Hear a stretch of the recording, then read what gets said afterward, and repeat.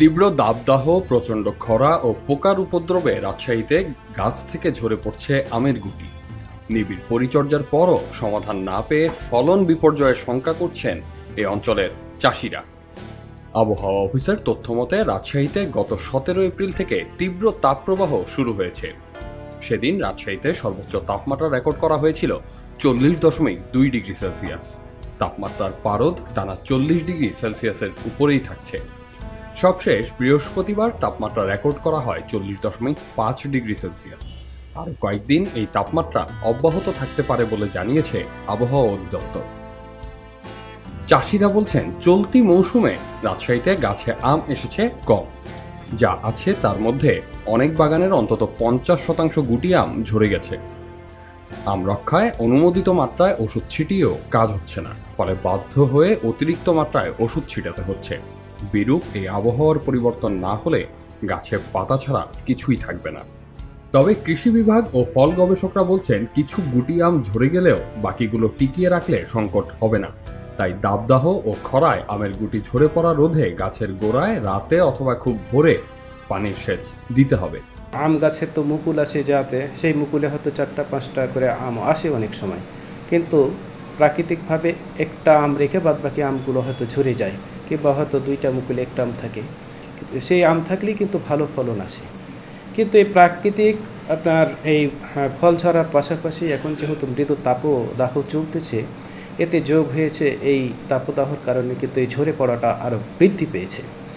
এইখানে মূলত এই যখন এই তাপদাহর কারণে মাটিতে রসের অভাব দেখা দিচ্ছে, আর মাটিতে রসের অভাব হলেই সাধারণত গাছের যে আমের যে বোটা আছে, বোটাতে কিন্তু একটা অ্যাবসিশন লেয়ার বা নির্মোচন স্তর তৈরি হয়। তখন গাছে আম ধরে রাখতে পারে না, তখন আম পড়ে যায়। এখন কৃষক ভাইদের করণীয় হচ্ছে যে যেখানে যেটুকুই সুযোগ থাকুক, সুবিধা থাকুক, যে মাটিতে গাছের গোড়ায় আমরা সেচ প্রদান করব।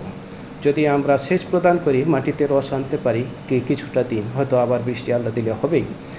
তো এই সময়টা, এই আপদকালীন সময়টাই যদি আমরা সেখানে কিছুটা মাটিতে রস আমরা এনে দিতে পারি, তাহলে কিন্তু ফল ছাড়া অনেকটা কমে যাবে। আম কিন্তু এই মৌসুমের ফসল, গ্রীষ্ম মৌসুমের ফসল, এবং গত বছরও যদি আমরা দেখি তাহলে কিন্তু আমাদের এরকমই টেম্পারেচার ছিল, 42.6 ডিগ্রির মতো তাপমাত্রা ছিল। তো এবছরও সেরকমই তাপমাত্রা, আমাদের তাপদাহ চলতেছে। তবে এই মুহূর্তে আসলে আমরা যেটা দেখেছি যে মুকুল যেটা ঝরে যাচ্ছে কিংবা গুটি যেটা ঝরে যাচ্ছে, সেটা কিন্তু আসলে অস্বাভাবিক কোনো কিছু না। যেহেতু এখানে আপনার গাছ তার বিয়ারিংয়ের অতিরিক্ত গুটি থাকলে অটোমেটিক ঝরবে। তো এক্ষেত্রে যেহেতু তাপদাহ চলতেছে, এই সময় তো করণীয় অনেক কিছু আছে। বিশেষ করে আমাদের যে সমস্ত গ্রুপ মিটিং হচ্ছে, তারপর উঠান বৈঠক, আমাদের কৃষক প্রশিক্ষণ, মাঠ দিবস, সে সমস্ত, অথবা ব্যক্তিগত যোগাযোগ, দলীয় যোগাযোগ, এসবের মাধ্যমে আমরা কৃষককে পরামর্শ দিচ্ছি যে এই মুহূর্তে গাছে পর্যাপ্ত পরিমাণে সেচ দিবে, এবং বিশেষ করে সেচ দিবে হচ্ছে আপনার সকাল 8টার আগে অথবা সন্ধ্যার দিকে, বিকালের যখন মাটিটা ঠান্ডা থাকবে তখন পর্যাপ্ত পরিমাণে সেচ দিবে।